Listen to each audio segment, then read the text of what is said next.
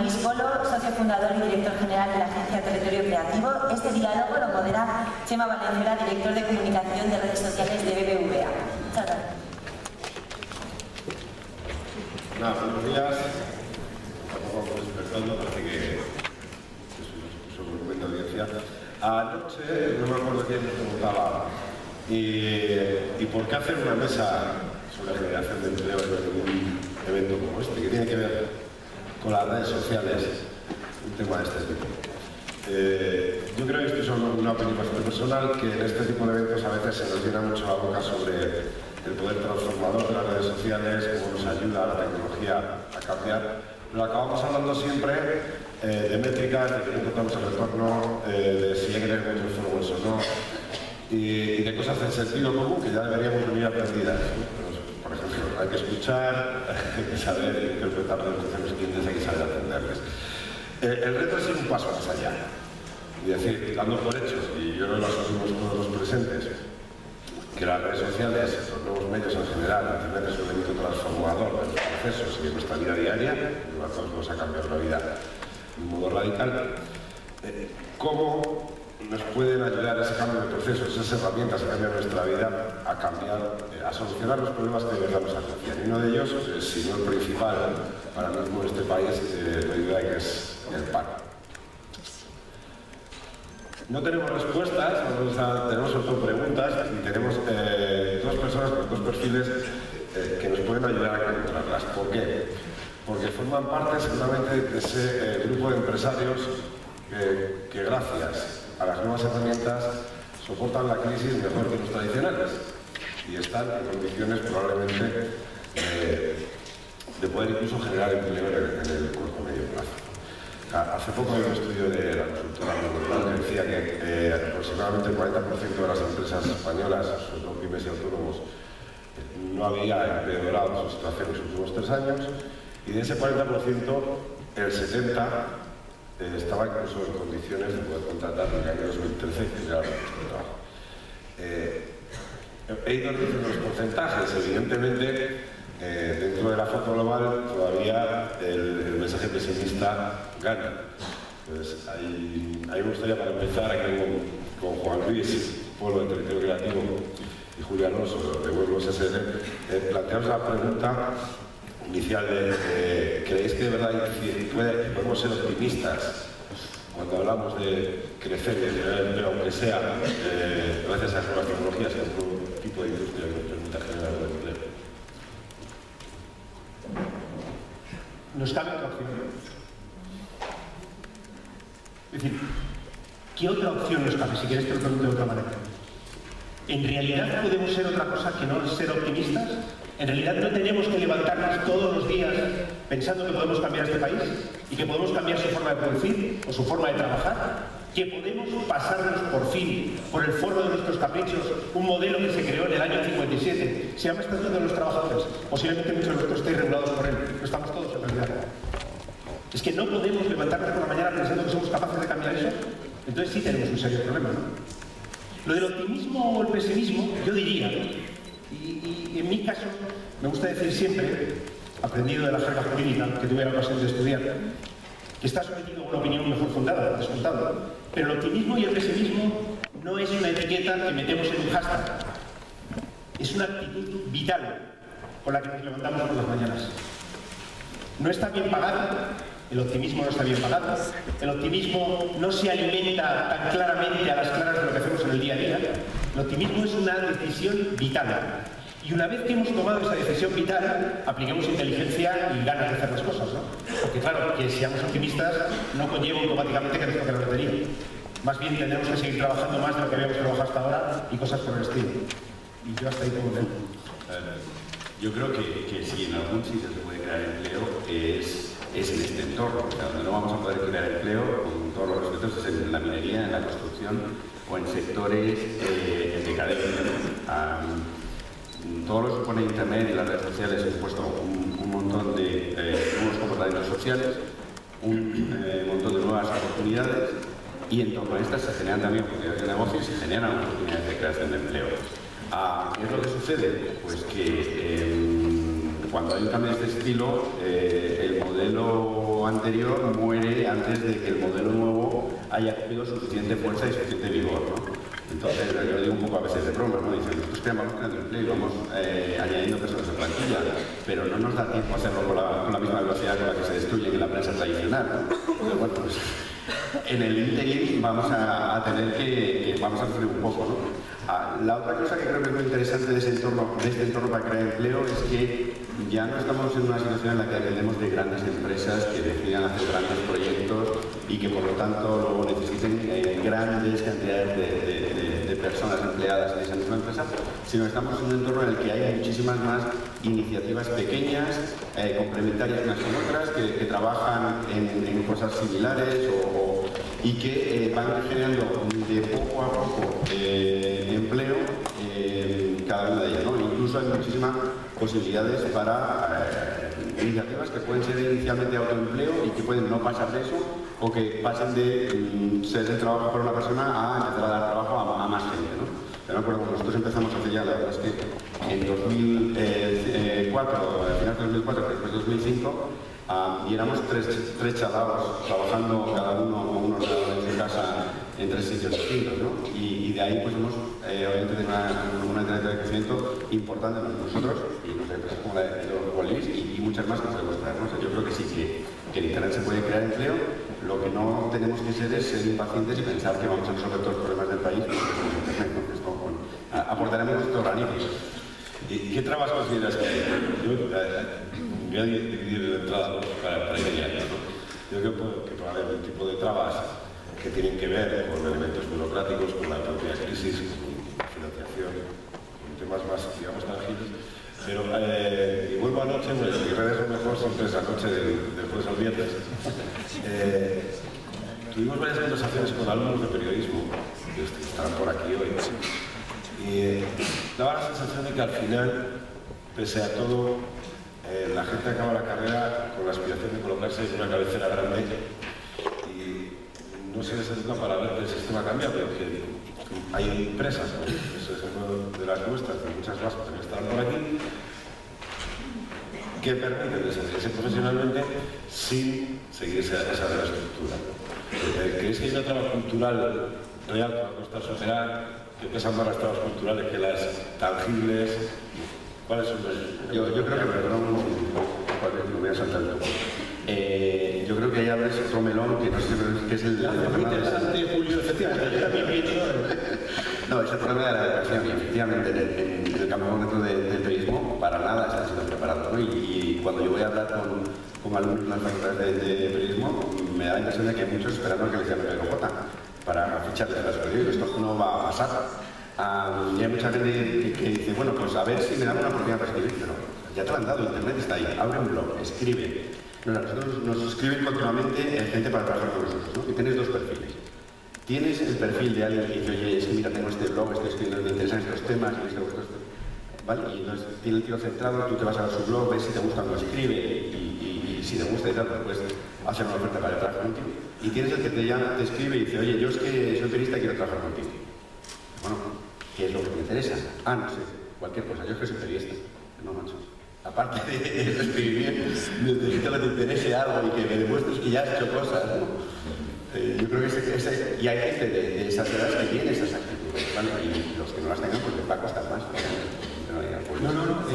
Por hacer abundamiento sobre ese planteamiento es, una vez más, confundimos posiblemente el hecho de que hemos estudiado un grado, pongamos periodismo, pongamos el que elijamos, lo estamos confundiendo con que eso nos garantiza una salida profesional.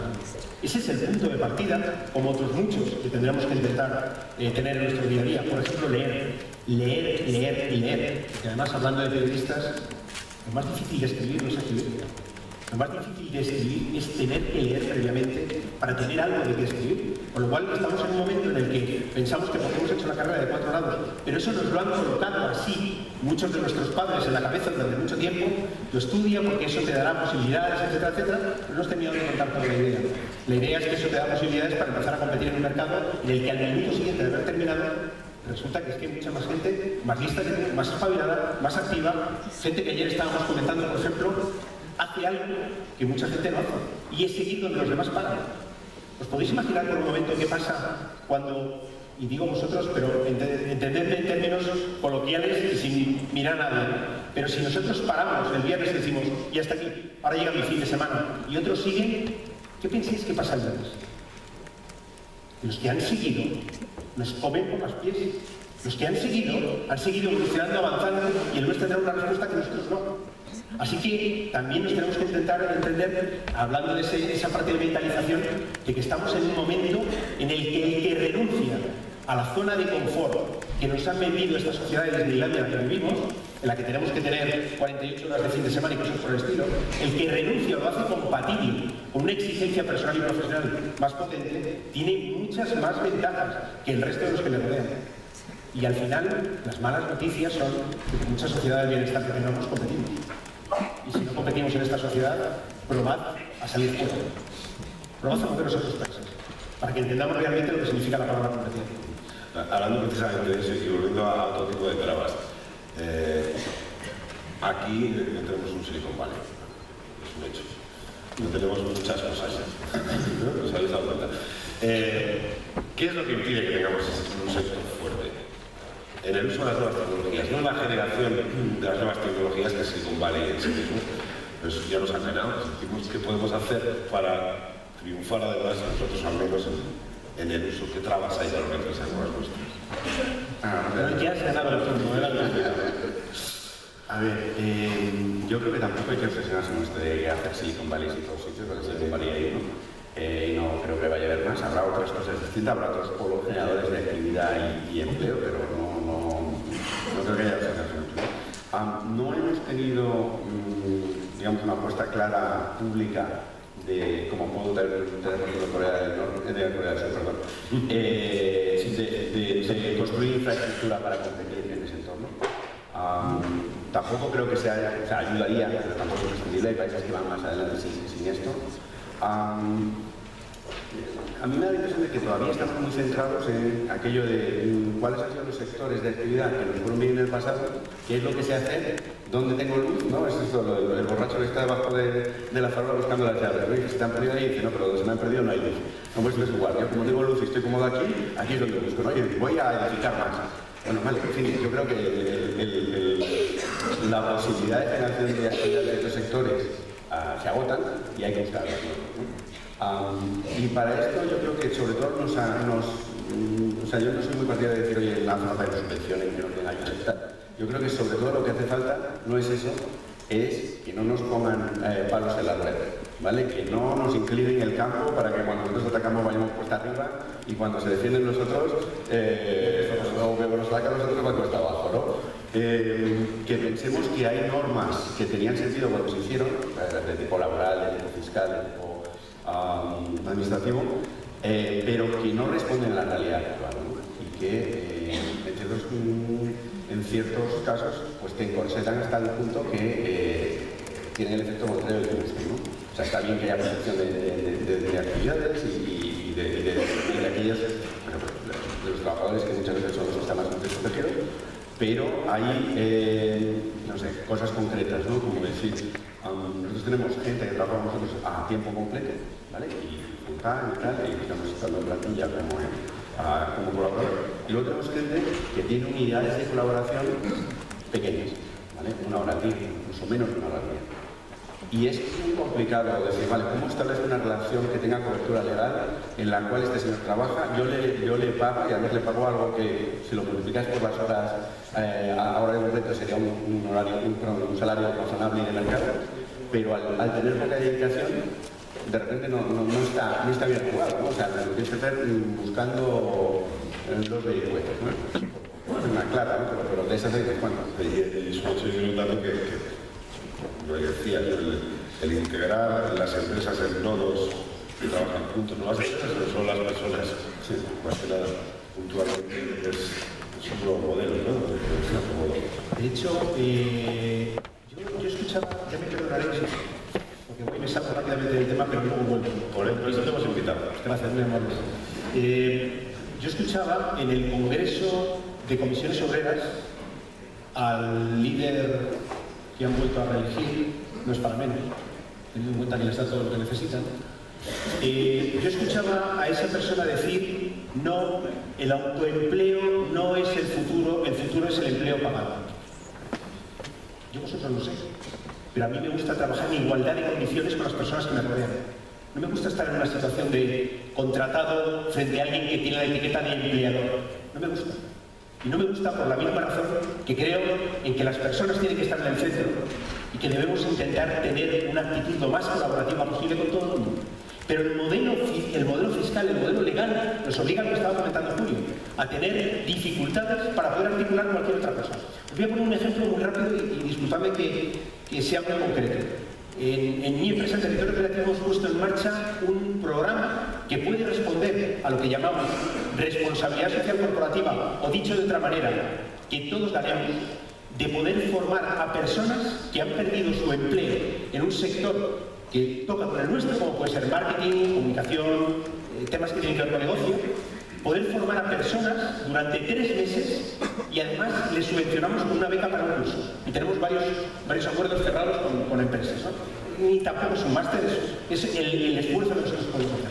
¿Os queréis creer que no hemos sido capaces de encontrar la fórmula jurídica para que esas personas puedan estar 3 meses aprendiendo sin costarle dinero al INEM, sin costarle dinero a la sociedad española, sin costarle dinero a nadie, por el mutuo interés de ambas partes? Y no hay una fórmula jurídica que les cubra. Yo, cuando descubro cosas como esas, tengo dos reacciones. La primera, y por lo que podéis observar, bastante encendida. Y la segunda es darte cuenta de todo lo que nos queda por cambiar en términos de ser capaces de construir otro modelo productivo. Nos queda mucho por cambiar. ¿Quién en su sano juicio le impediría legalmente a una persona que en otro sitio le formen durante 3 meses, además con la oportunidad de que si nos gustamos mutuamente, terminaremos estando trabajando juntos? Pero ¿quién en su sano juicio? Si prácticamente sería un delito hacer eso. Bueno, pues ese delito, a día de hoy, se puede cometer porque te impiden hacerlo de otra manera. Así que hablando en términos de qué es lo que impide que tengamos clústeres fuertes, etcétera, etcétera, eso es lo que impide, ¿no? Pero desde luego el modelo de autónomo o de autoempleo, o llamémoslo X, pero yo diría que es un modelo de yo mismo, con mi capacidad y mis posibilidades de hacer cosas, y dándoselo en igualdad a otras empresas, es el modelo de futuro desde ya, desde hoy. No hay otro. En ese modelo de futuro, bueno, ya hay quien está muy asustado por trabajar los fines de semana, aviso. Bien, bien. En ese modelo de futuro, ¿qué se va a encontrar? O sea, vamos a elucubrar. ¿Qué creéis que se va a encontrar el tipo de trabajo en un territorio creativo, como los SL, dentro de, pongamos, un año? Mira, no es un futuro muy lejano, pero voy cambiando un montón de cosas. Déjame que haga un paso atrás para volver a la cuestión de la educación. Yo creo que en el sistema educativo, lo hablamos también en el desayuno, estamos muy focalizados todavía en un esquema de stocks de conocimiento, de adquisición de conocimientos y de aprendizaje, en muchos casos hasta memorístico. Y pensamos un poco en flujos de información. Hemos pasado de un entorno en el que se manejaban stocks a un entorno en el que se manejan flujos. Entonces no es importante saber una cosa en concreto. O sea, no es importante saberse las capitales de no sé qué. Lo que es importante es saber dónde está la Wikipedia o en qué sitios puedes encontrarlo, tener una capacidad de lectura crítica, saber qué fuentes son creíbles y cuáles no. Y en el entorno de trabajo es lo mismo. O sea, nosotros tenemos unos 250 bloggers que trabajan con nosotros en los distintos blogs, ¿no? Todos remunerados, por cierto. Yo creo que menos de la mitad son periodistas. No es porque no nos parezca bien los periodistas, al revés. Yo creo que está muy bien, pero el haber hecho periodismo para nosotros no es suficiente para poder escribir sobre ciertas temáticas. No, nos interesa mucho la gente que sabe mucho de las temáticas y que está especializada. Y lo que vemos, lo que valoramos sobre todo es gente que tiene capacidad de aprendizaje, porque lo que estamos haciendo hoy en la empresa a lo mejor no tiene mucho que ver con lo que hace mañana. O alguien que empieza en un departamento acaba trabajando en otra cosa distinta. Y lo importante es tener capacidad de aprendizaje, entender en qué contexto te mueves, ser flexible, tener iniciativa, o sea, ese tipo de cosas que curiosamente no se enseñan en el sistema educativo y que al final es más a cuestión de perfil personal y de experiencias, de lo que han encontrado, de lo que has visto en tu casa, este tipo de cosas. No sé, vamos, quiero decir, dentro de un año, ¿qué puede pasar en territorio creativo? Pero es obligatorio, es por haber venido a la charla. Claro, entonces yo entro en diciembre en territorio creativo en todas las oficinas. ¿Qué me encuentro? ¿Qué modelo de trabajo me encuentro?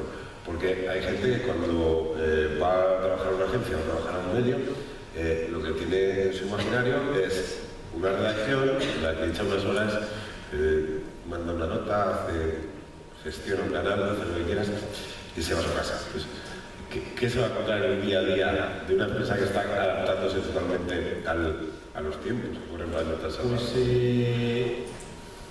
yo diría que efectivamente lo que, por ejemplo, ya el año pasado, a lo mejor hasta en verano, hacíamos en territorio creativo, no es lo que estamos haciendo hoy, aunque seguimos bajo la etiqueta, es un perfecto caballo de Troya, por cierto, de social media o medios sociales, eso llama, es un perfecto caballo de Troya.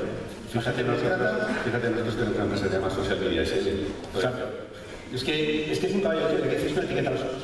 Las personas necesitamos etiquetas, porque necesitamos intentar contextualizar y entender el mapa de lo que tenemos delante, pero en realidad nosotros hemos ido evolucionando desde conceptos que en el año 2009 plasmábamos en un papel, en formato community manager, que hace community manager, etcétera, etcétera y tal, hasta modelos de transformación digital para compañías, hasta poder ayudarles, nosotros entender con ellos y tratar de darles una respuesta a cómo debería funcionar, por ejemplo, un embudo de conversión en e-commerce, ¿no? Cosas de este tipo. Entonces, ¿qué nos espera dentro de un año?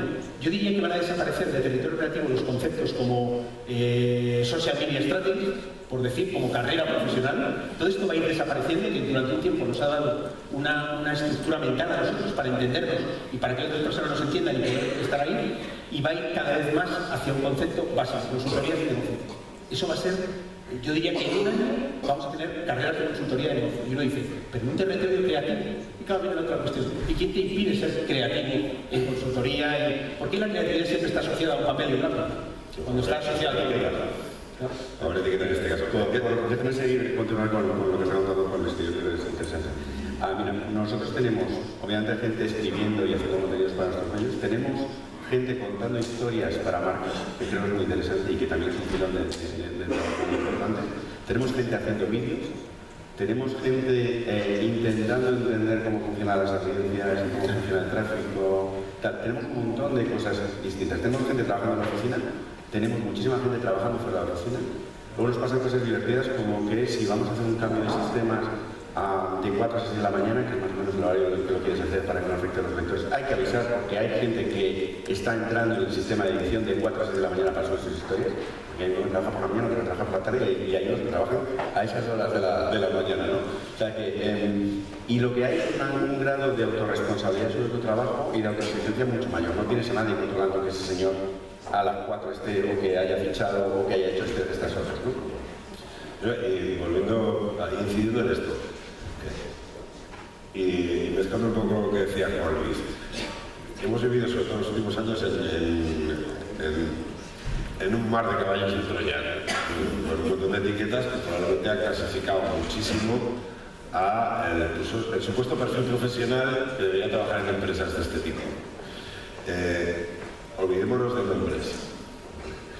¿Qué itinerario tiene que seguir una persona que sale y a qué tiene que estar dispuesta para qué significa esa flexibilidad? Porque siempre es horario, siempre está esa actitud y manejo de herramientas. ¿Cómo pesa el manejo de herramientas, que es una cosa en la que se ha incidido demasiado, atando en corto el desarrollo de la gente visualmente? ¿Cómo pesa? ¿Qué parte del conocimiento son las herramientas? ¿Qué parte es la flexibilidad o el conocimiento de temas concretos? Yo entiendo que en Google SSL, si encontráis un tipo que sabe del fútbol muchísimo, no os interesa, os interesa porque sabe de fútbol, ¿no? Y luego que tenga una cierta ortografía, una cierta gramática y una cierta capacidad de comunicar también, ¿no? Pero para nosotros eso es muy importante, la especialización, y pensamos que es una parte muy sustancial de nuestro modelo. Fíjate que las herramientas son importantes, pero también son importantes otro tipo de conocimientos. Por ejemplo, la gente que está en la parte más comercial, si quieres, nos interesa mucho no que sepan de CTR o de, digamos, la operativa básica de la conexión de Internet, nos interesa que sepan de marketing. Nos interesa que entiendan los problemas que tienen los anunciantes, que entiendan qué objetivos tienen con su marca y qué objetivos de comunicación, y luego que se pongan a pensar cómo le damos soluciones dentro de nuestras publicaciones o en páginas suyas, y si es dentro de nuestras publicaciones, de manera que no sea inclusivo para nuestra comunidad, que añada valor, pero que también añada valor a la empresa, ¿no? O sea, ese tipo de habilidades que no son necesariamente de Internet. O sea, hay muchas cosas, tanto en las funciones de marketing como en las funciones de periodismo clásicas, que son muy valiosas. O sea, alguien que tiene fuentes, que es capaz de contrastar, que es capaz de levantar el teléfono, es muy importante, aunque sean blogs. Y yo te diría, porque ya voy leyendo Bruce Lee, evidentemente estas cosas pasan. Puedes entrar a la de llamar directamente. Pero bueno, voy a ser polite. Acordemos no estar de acuerdo, ¿no? Como decían los Men in Black en la tercera entrega. Flexibilidad no quiere decir convertirse en un esclavo. Para nada. Y sobre todo, otra vez más, convertirse en un esclavo es una mezcla de muchas cosas. En términos de lo que significa entender esclavitud de tengo que estar fines de semana, me van a tener hasta las 10, 12, 11, 1 de la madrugada. Nosotros en territorio creativo, por ejemplo, no se trabaja más allá de las 7 de la tarde. Es más, después el que se queda para jugar a un torneo de ping-pong que hemos montado en las instalaciones. No es cuento eso. Eso que se queda para divertirse, no se queda para sufrir. Así que flexibilidad no significa convertirse bajo ningún concepto en un esclavo. Una vez más, esa es una decisión muchas veces muy personal, basada en problemas que una persona puede tener. Pero dicho esto, yo diría que en esa trayectoria, en ese camino, en ese recorrido, las herramientas son importantes, que digo acabe, pero una vez más, volvamos a acordar no estar de acuerdo. ¿Cuántas herramientas habéis conocido? Seguro que muchos de los que estáis aquí, que estáis metidos en el mundo de Internet, en el mundo de tecnología, ¿cuántas herramientas habéis conocido que iban a ser la solución a todos nuestros males y han dado un telediario menos? La realidad es que no nos podemos ligar a herramientas, salvo que estemos hablando del Google, de momento, o estemos hablando del Facebook, por decir, ¿no? Que parecen sólidos. Así que vamos a ligarnos a otras cosas. Y cuando Julio estaba comentando, necesitamos gente que sepa de marketing. Yo diría más, nosotros contratamos gente por encima de todo lo demás que sea buena gente. Lo primero es que a mí no me gusta trabajar con gente que no es buena. Y no digo buena en términos profesionales, sino buena gente. Lo segundo es que en términos profesionales, a mí lo que me interesa es gente que tenga capacidad para ver, o que tenga la oportunidad, que haya tenido la oportunidad de tratar a mucha gente diferente, diferentes situaciones, mercados o posibilidades, porque eso enriquece el bagaje de respuesta que podemos tener cuando estamos abordando un proyecto para un cliente. Es así de sencillo, así de fácil.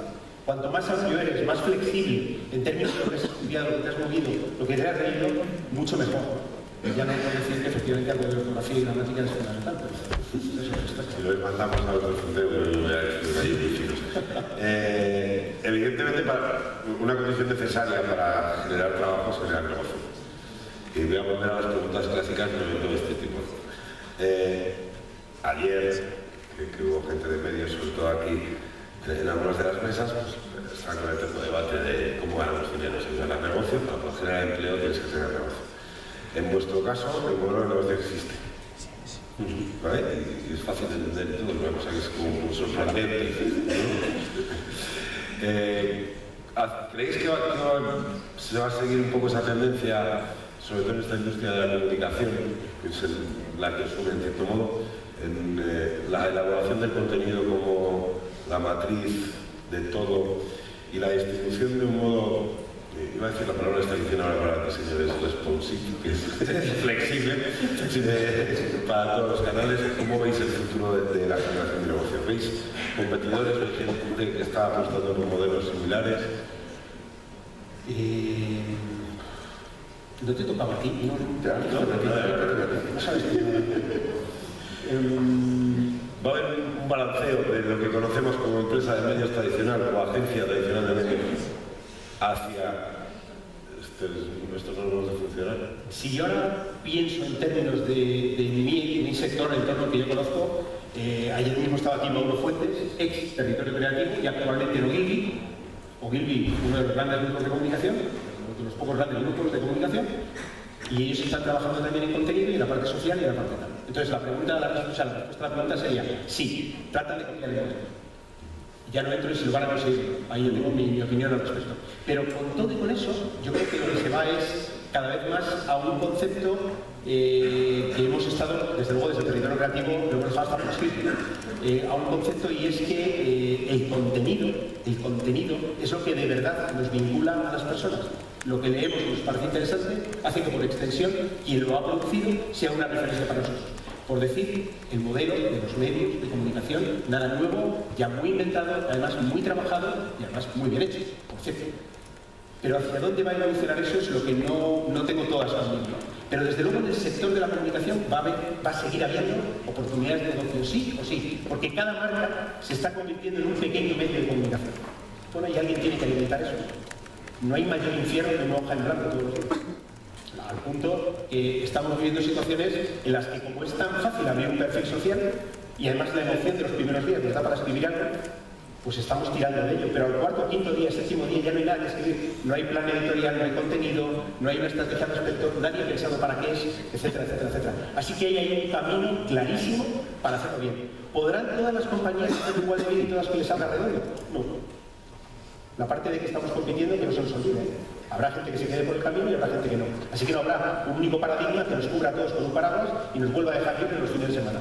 Me duelo que no. Yo diría, en la parte de medios, estamos en un escenario que cambia fundamentalmente porque ya no son pocos medios en un oligopolio con barreras de entrada muy grandes los que compiten, sino que básicamente compites con cualquiera. Hay muchísimas más fuentes de información y hay mucha gente que hace contenidos de muy buena calidad y en muchos casos no es que tenga un modelo de negocio distinto, es que no necesita modelo de negocio, es que de repente tienes profesionales compitiendo como amateurs y el problema es que los amateurs compiten contra reglas, ¿no? Y dices, tú necesitas ganar dinero, ellos no. Entonces, bueno, y de repente encuentras a alguien que es amateur y que hace algo mejor que tú, ¿no? Bueno, pues tienes que ver cómo trabajas con eso, o cómo incorporas ese tipo de contenidos, o cómo te organizas, ¿no? Y al haber más competencia en ese entorno, pues habrá, tener un modelo de negocio sólido y primero las rentabilidades ya no van a ser las de aquellos años, o sea, no olvidémonos, hay que quitar muchas moquetas y muchos coches de empresa,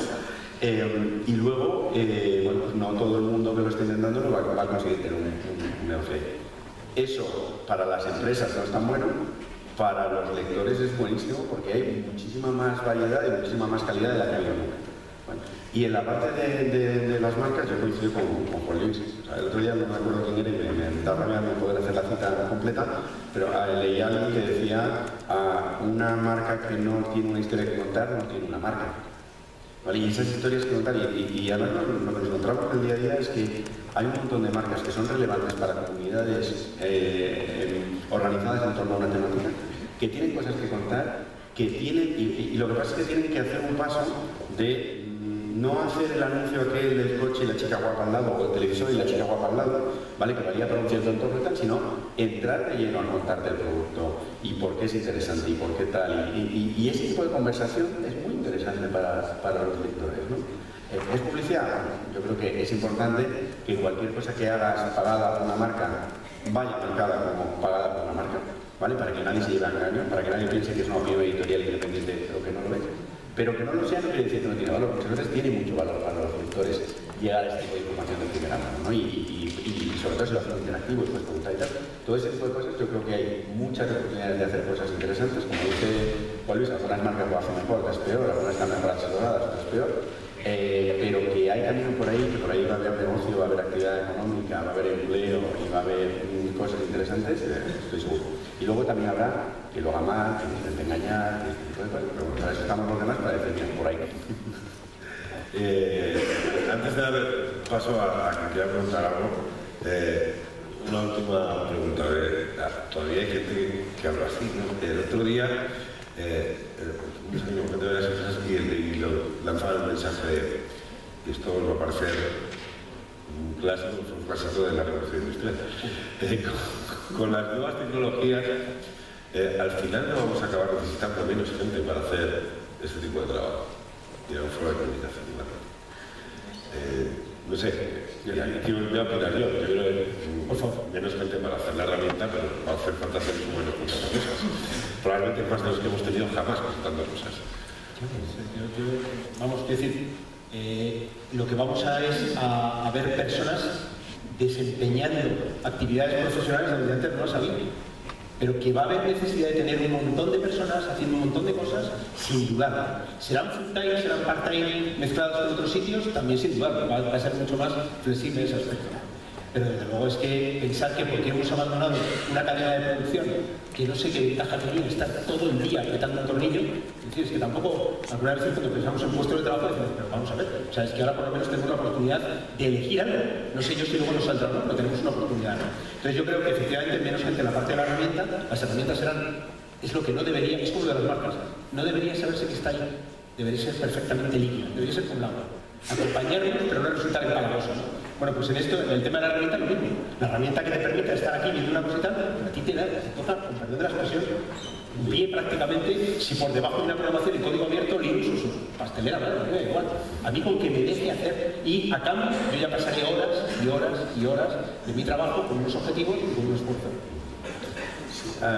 Yo creo que a corto plazo, un poco lo decimos, a corto plazo es verdad que que el modelo antiguo se derrumba más rápido, que el nuevo tarda en emerger, porque hay que encontrar dónde están las actividades que tienen sentido, genera un desfase. Luego hay otro factor que es verdad, que es este entorno es más eficiente y es menos intensivo en mano de obra. O sea, una empresa, que es el ejemplo clásico de Apple, de cuánta facturación global, tiene Apple, cuántas empresas emplea y cuántas empleaba General Motors en un entorno similar, vale, que era muchísimo más intensivo. Yo espero, y aquí no tengo la seguridad completa, pero yo espero que sí que van a salir, o sea, vamos a ir a entornos de empresas con mucho menos tamaño, pero muchas más empresas, y que llegará a ser equivalente, pero es verdad que también hay una hipótesis en la que nos encontremos con un escenario en el que tenemos una sociedad tan eficiente que genera el mismo o más valor económico, pero no genera el mismo número de empleos o no genera empleos para todo el mundo. Entonces tenemos que repensar un montón de cosas a nivel de sociedad. Bueno, habrá que pensar para mantener el optimismo. Tenemos todavía 2 minutos. Si alguien tiene alguna pregunta que intervenir. Hay una idea en nuestra derecha, la solidaridad del taller.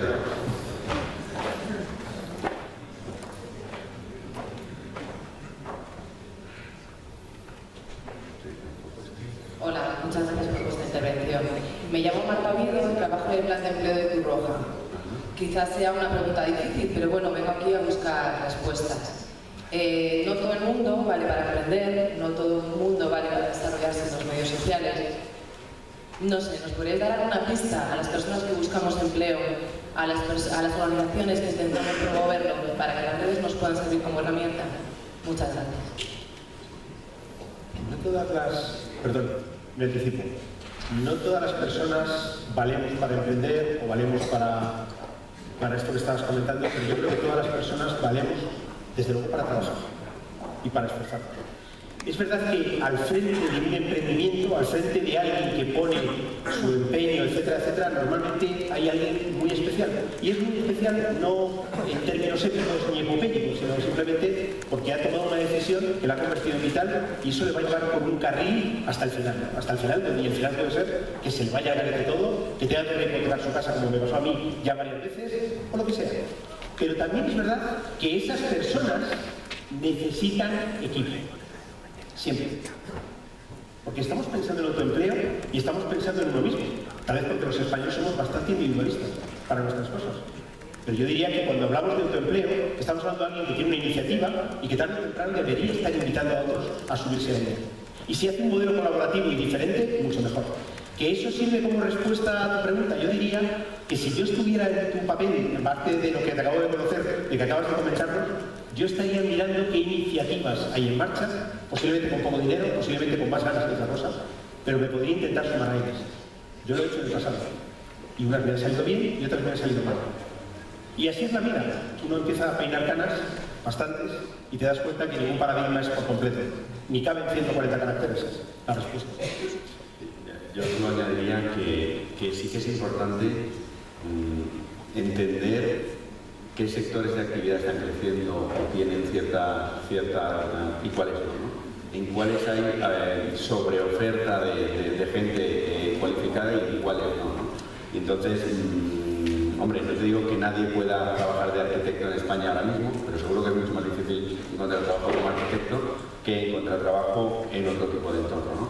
Si tú tienes una formación, obviamente si tienes menos formación, que cuanto menos tengas es más complicado hacer este cambio, ¿no? Pero si tú tienes una formación razonable, es más fácil hacer un giro de carrera e intentar colocarte en aquellos sectores que sean razonablemente cercanos a donde ya estabas, pero que tienen más actividad o tienen más futuro. Tecnología clásica, y quiero trabajar de esto o de nada. Mira, probablemente vas a trabajar de nada, salvo los 4 brillantísimos que van a ser profesores de universidad o demás, ¿no? Pero sin embargo tienes habilidades que son reutilizables en otro tipo de campos, ¿no? Tienes que tener un poquito la mente abierta. No, perdona, no te estoy dando la solución que lo soluciona todo, pero espero que por lo menos un poquito ayude. Hola, buenos días. Yo le quería preguntar a Julio, y arriba. Le quería preguntar a Julio, seguidor de alguno de sus blogs, y he visto que hay muchos redactores, por llamarlo de alguna manera, que tienen muchísimas faltas de ortografía. Incluso los mismos usuarios se lo dicen. Y aún así siguen siendo redactores. ¿Qué se les hace desde la dirección de Weblogs a esos redactores o pseudo-redactores? Yo les doy con el látigo, pero como están lejos no me llegan. No, a ver, es verdad que nos pasa mucho más de lo que debería. Tenemos unos programas internos de formación y de control de esto. Obviamente no son suficientes porque sigue pasando. Hemos hecho una elección en cuanto al modelo, es decir, nos prima más que alguien sepa mucho de una temática y que tenga pasión sobre ello antes de ir al revés. Esta elección, yo creo que tiene muchas ventajas, tiene algunas desventajas como esas, pero tienes razón, yo hay veces que veo algunas cosas que me da vergüenza que publiquemos así. De hecho, muchas veces cuando veo alguna de esas me meto yo directamente en el CMS y lo corrijo yo a mano, porque no puedo verlo. Pero bueno, sí, es un ángulo flaco que tenemos y que tenemos que mejorar. Pues tenemos el cartel de... esto es textual, tenemos un cartel de bien. Vamos a hacer una última, venga, que la tiene en la mano. Hola, buenos días. Efectivamente, esto que comentáis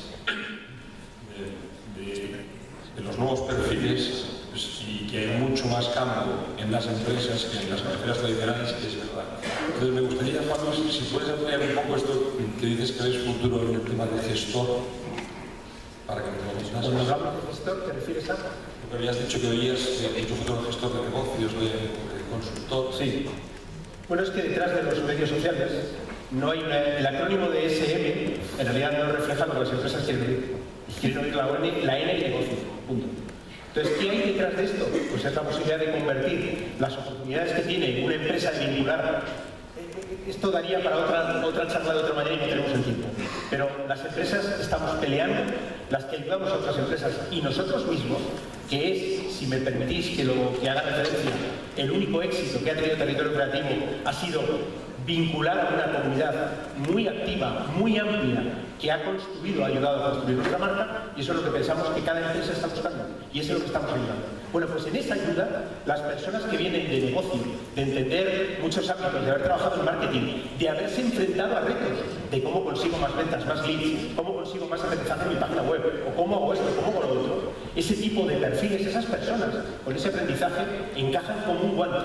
En este caso en nuestra empresa, pero yo apostaría que cualquier empresa que en estos momentos quiera tener un cliente fidelizado y un cliente que pague por sus servicios, llamándolo en plata a las cosas, va a estar peleando por conseguir perfiles de este tipo. Eso sí, al final, lo que también tenemos que entender, hablando de la flexibilidad, y esta es otra de las cosas que a mí me gustaría dejar claro, es que las empresas, como empresarios o como últimos responsables de la marcha general de una empresa, tenemos que hacer el máximo por tener equipos motivados. Por tener equipos motivados no es solo dinero, pero también, y es principalmente, yo siempre lo digo, si quieres un equipo motivado, no tienes más que empezar a darle motivos. Esa es en realidad la realidad, ¿no? Así que ese tipo de perfiles basados en negocio, en posibilidad de dar respuesta, etcétera, etcétera, es lo que yo creo que de aquí en adelante no tienen más que espacio, no hay más que ver cómo se está moviendo ese sector. Bueno, dejamos ya, espero que les haya sido útil o que hayamos salido todos con la idea de que se puede hacer algo, de que hay soluciones que están en nuestras manos y de que hay modelos que aplicándolos ya nos permiten avanzar en las soluciones. Gracias.